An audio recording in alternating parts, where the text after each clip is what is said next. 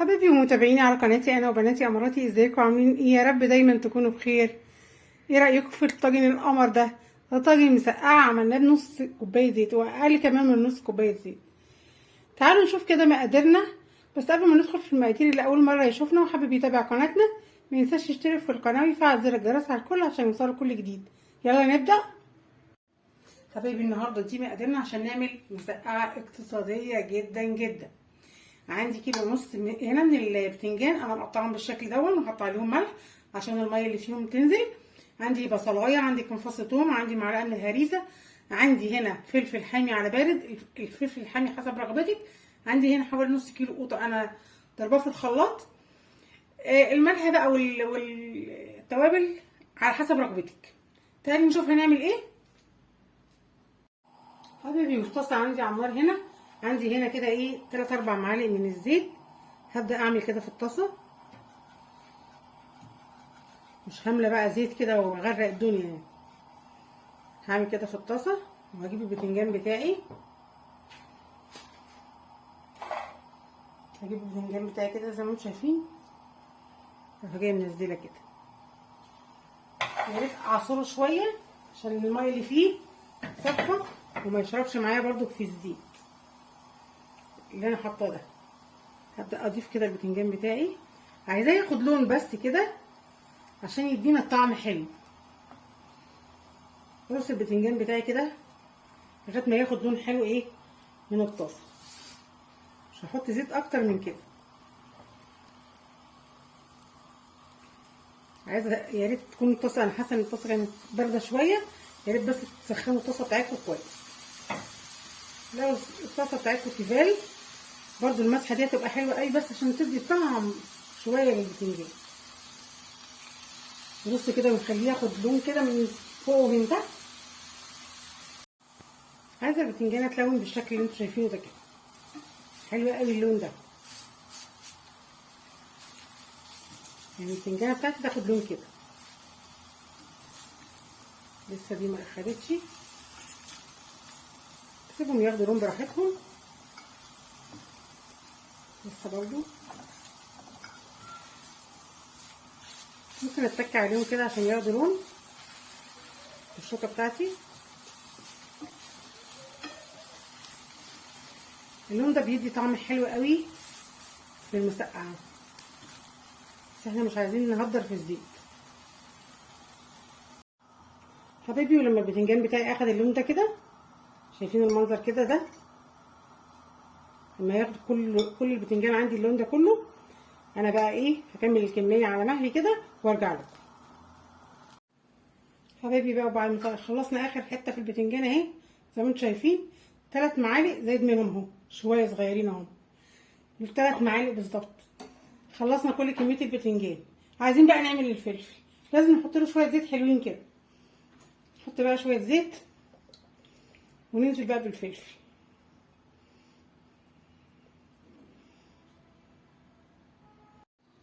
نعمل في الفلفل فتحات صغيره، ننزل بيه كده في الزيت، ناخد له كده ايه تشويحه سريعه.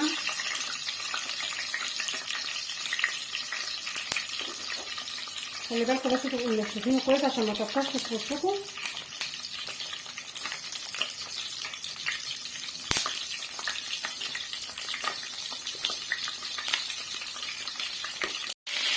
حبيبي لما الفلفل بتاعنا كده يبدا ياخد اللون الحلو ده، هبدا اطلعه على مناديل المطبخ عشان اقلل كميه الزيت لو اخد زيت يعني. اللون ده حلو قوي كده. بصوا بقى انا عندي خطوه تانيه عايزه اعملها. انا بحب احط بطاطس قوي في المسقعه، بس انا ما عنديش الا البطاطس الفريز اللي انا حطاها في الفريزر. انا هاخد شويه واديهم تشويحه برده كده مكان الفلفل. هاخد شويه كده واديهم تشويحه. الزيت سخن عندي قوي كده، هاخد شويه من البطاطس الفريز اللي عندي اللي انا حطاها في الفريزر، واخد شويه كده احمرهم عشان انزل بيهم في المسقعه دي. خطوه لو مش عايزاها ما تعملوهاش.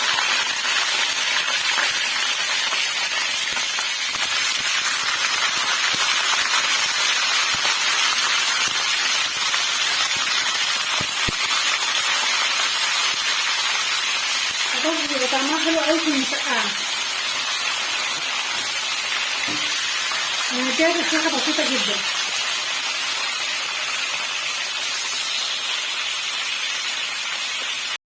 حبيبي، ولما البطاطس بتاعتنا لونت بالشكل ده هبدا برضه اطلعها جنب الفلفل. صفيها بس كويس كده من الزيت، طلعها جنب الفلفل كده على ايه، ما اخدتش دقيقه ولونت ازاي. هنزل لكم الفيديو بتاعها ان شاء الله على القناه. بطاطس الكريسبي دي بعد دقيقه كده على النار.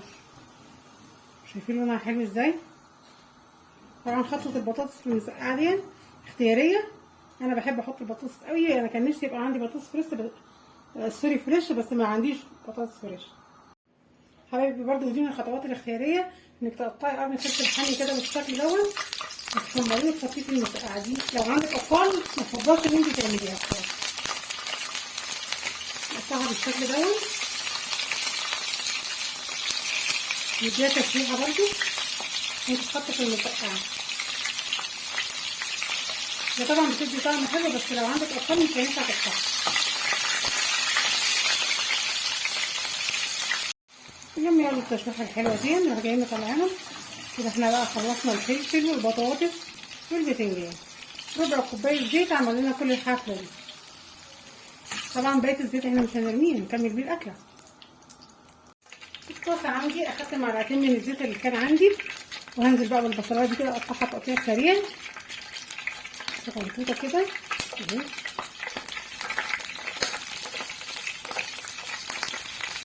ده بقى تشويحه حلوه كده، وبعدين ننزل عليها بالثومه وبالقوطه. نديها تشويحه حلوه كده. نزلت هنا كمان بمعلقه الثوم اهي، كمان معلقه ايه هريسه كده ايه ياخدوا تشويحه مع بعض. يدينا ريحه حلوه وطعم حلو. المسقعه بتاعتنا قربت تخلص.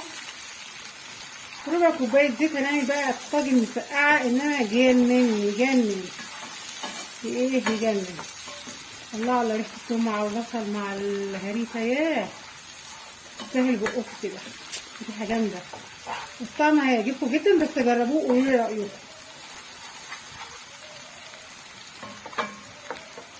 حاجه جامده قوي قوي قوي وسهله وايه واقتصاديه جدا. لا لحمه مفرومه بقى ولا اي حاجه، يعني على القد على القد. والزيت ربع كوبايه زيت هنعمل بيها كل حاجه. بيطلع طعمها سكر سكر سكر زيكم كده. تستاهل بقكم، تستاهل اللايك والشير. ننزل عليها بقى بالقوطه اللي عندي. خلي بس وخلي بالك من وشك وانت بتحطي القوطه، خلي بالك من وشك. بالراحه كده نكملهم بقى. هي بقى خلي بالك عشان احنا حاطين ملح على البتنجان. خلي بالك عشان احنا حاطين ملح على البتنجان. هنحط نص معلقه سكر ونحط الملح بتاعنا حسب ذوقنا. حاطين شطه بما فيه الكفايه، ما تحطيش شطه، هو كفايه قوي ملح وكمون. والشطه عندنا كتير، الفلفل الحامي وعندنا الهريسه، كفايه قوي قوي قوي كده. شويه ملح وكمون، وخلي بالك من الملح ما تزوديش عشان انت ايه حاطه على البتنجان. حبايبي والتسبيكه بتاعتنا بعد ما بقت قمر كده بالشكل اللي انتوا شايفينه ده، تعالوا بقى نقفل الطاجن بتاعنا. حبيبي بقى وفي طاجن بايكس او اي صينيه انت عايزاها، ابدأي بقى رصي البتنجان بتاعك كده بالشكل ده. رصي البتنجان كده. نقفل الطاجن بتاعنا سريعا يعني مش هياخد وقت. حطي شويه بطاطس كده بالشكل ده كده. حطي كام فلفلايه بالمنظر دون. حطي تاني بطاطس. حطي سوري بتنجان. حطي كام قطعه من الفلفل الحامي.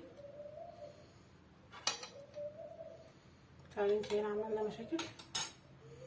حطي كام قطعه من الفلفل الحامي بالمنظر دون كده. وبعدين نضيفي البتنجان تاني وهكذا لغايه ما تقفلي الصينيه بتاعتك كلها بالمنظر ده كده. تبقى قمر كده بالمنظر اللي انتوا شايفينه ده.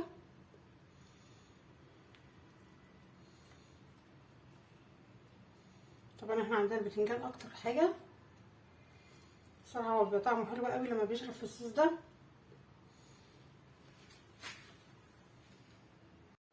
حبيبي بقى لو مقفلنا الطاجن بالطريقه دي، هنبدا بقى ناخد الصوص بتاعنا كده ونوزعه بالشكل ده. نوزع كده عليها كلها.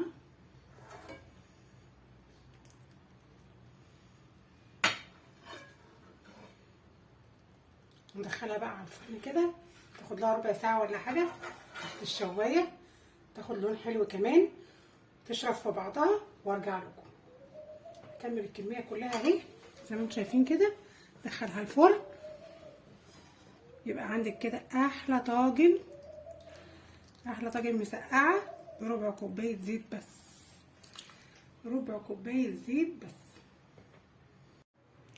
ودي حبايبي بقى الطاجن المسقعه القمر اللي اتعمل باقل من نص كوبايه زيت، يعني قولي ربع كوبايه زيت. تحفه، طعم وريحه وشكل تحفه تحفه تحفه. جربوه وعلى مسؤوليتي، هتدعولي. بس ما تنسوش اللايك والشير والاشتراك في القناه وتفعيل زر الجرس على الكل. بحبكم قوي واشوفكم في وصفه احلى. باي باي.